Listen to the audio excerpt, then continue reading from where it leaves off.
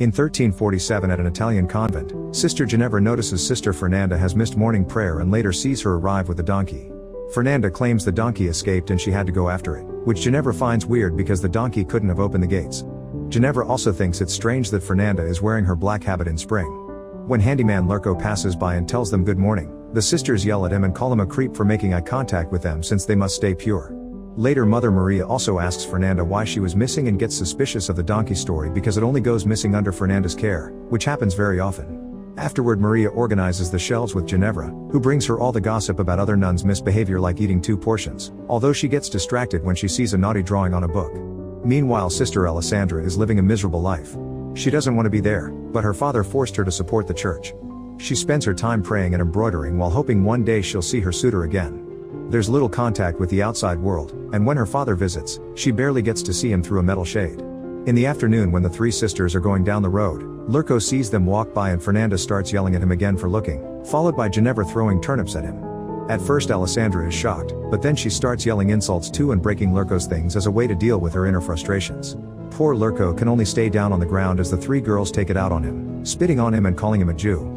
Sometime later, Father Tommaso is leaving the convent to sell the embroidery in town and Lurko approaches him to explain he's tired of being mistreated, so he quits. In a castle not far from there, Lord Bruno discovers that his wife is sleeping with the servant Massetto. As soon as Bruno enters the room, Massetto escapes through the window and runs back to the servants' quarters, where he pretends to be asleep. Bruno decides to cut a piece of Massetto's hair to identify him in the morning, not wanting to make a scene in front of the others.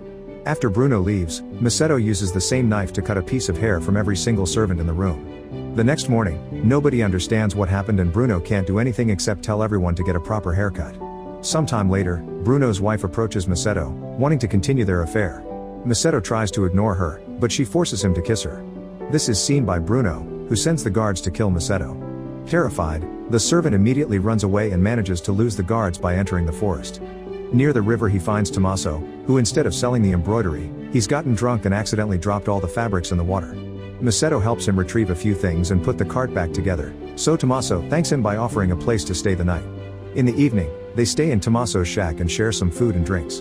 Massetto also uses the chance to confess his sins, and Tommaso is shocked to hear about some naughty acts he didn't know even existed. When Massetto says he wants to start over as a good man and that he's being chased, Tommaso gets an idea. The next day Tommaso brings Massetto to the convent and introduces him as the new handyman, but Massetto is pretending to be deaf-mute. When Maria asks about the fabrics, Tommaso lies and says he was robbed. Massetto soon starts working and Ginevra and Fernanda immediately notice his presence, becoming very curious about him. Sometime later, Alessandra is trying to teach a new novice about the convent's routine, but Fernanda keeps blocking their way by pretending to sweep. While Alessandra demands an explanation, Massetto arrives to work on the wall and smiles at them. Fernanda immediately freaks out and grabs an axe to threaten him, thinking he's an intruder. Luckily Alessandra brings Maria, who explains things before it escalates. Afterward, Fernanda has fun screaming into Massetto's supposedly deaf ears while Maria tells Alessandra that the embroidery was stolen, so work will be doubled to make up for it.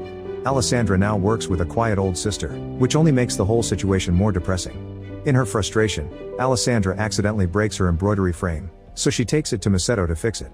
Fernanda and Ginevra watch her from afar, thinking it's suspicious Alessandra is meeting with a guy in private. While Massetto fixes the frame, Alessandra uses the opportunity to rant and cry about her situation, which Massetto finds annoying but he has to pretend he can't hear her. Later in the afternoon, it's time for confession. Ginevra is nervous and tells Father Tommaso that she ate a turnip from the garden without sharing before finally confessing she's been having impure thoughts. When it's Fernanda's turn, she tries to copy Ginevra's confession, so Tommaso has to scold her for spying on them and for missing the prayers with the same donkey excuse. However, Fernanda insists she has no other sins.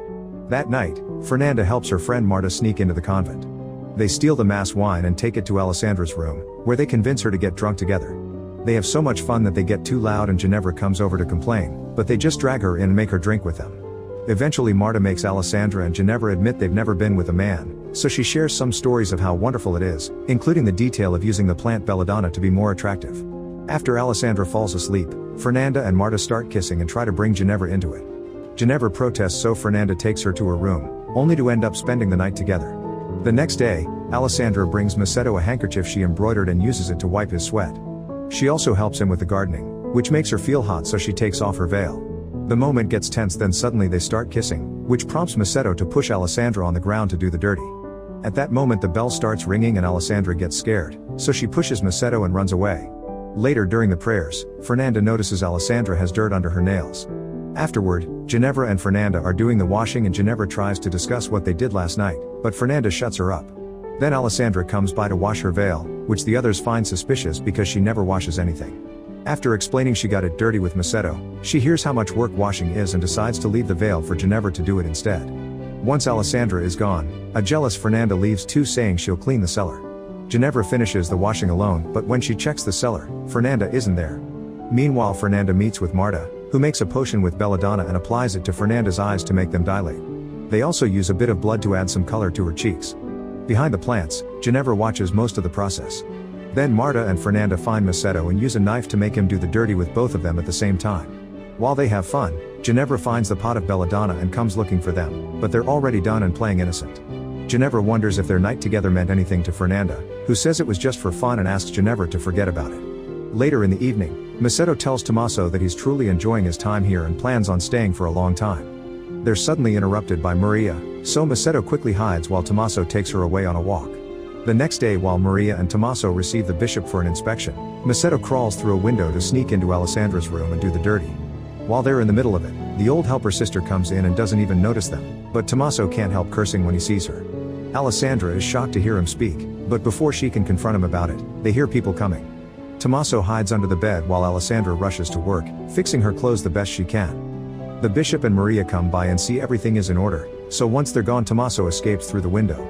Afterward, the bishop checks the accounting books, noticing something weird about the sales of the fabrics caused by Maria and Tommaso inventing numbers to hide the robbery. Suddenly they're interrupted by Ginevra, who wants to tell on Fernanda. Maria immediately drags her away to talk in private, but she doesn't take Ginevra's stories of donkeys and alcohol very seriously. After a hard day of work, Ginevra comes across a sleeping Massetto and temptation finally wins her over.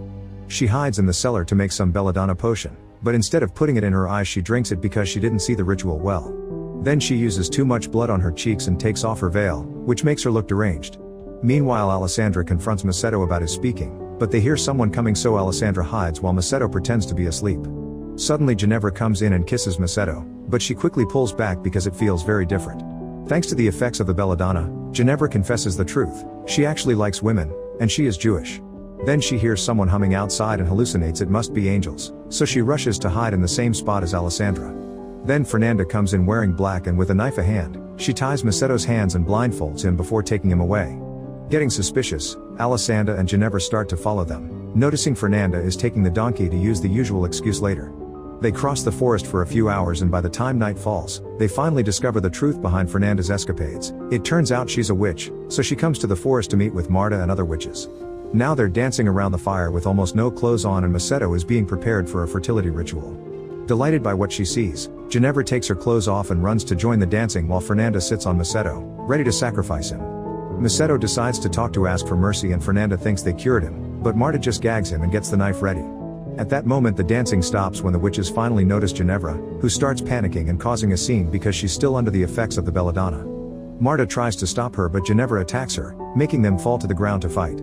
After some struggle, Ginevra manages to knock Marta out while Alessandra uses the chance to stop Fernanda and free Massetto. Then the sisters demand an explanation for his lies but get interrupted when Ginevra runs away with the donkey. Moments later, Ginevra is back at the convent, where she starts yelling and pounding on every door to wake everyone up. The bishop finds her first and she starts telling everything she saw while he tries to calm her down. At that moment the rest of the group arrives and starts telling on her too, causing a huge argument that doesn't stop until the bishop learns that Ginevra is Jewish. Confused and frustrated, the bishop goes to find Maria, who comes out of her room with a man's pants on her head. Suddenly Massetto starts talking and everyone is in shock, so Tommaso comes out of Maria's room to announce it's a miracle. The next morning, the bishop lists of all Ginevra's sins and decides the punishment will be fasting for a whole year. However, he realizes that will kill her out of hunger, so instead it's decided she'll skip lunch every day for a year. Next he judges Alessandra and points out her father will be disappointed, which is Alessandra begging for mercy. When it's Fernanda's turn, she clearly doesn't care and keeps rolling her eyes at the bishop's scolding. Lastly he judges Maria, who keeps sharing looks with Tommaso while the bishop speaks.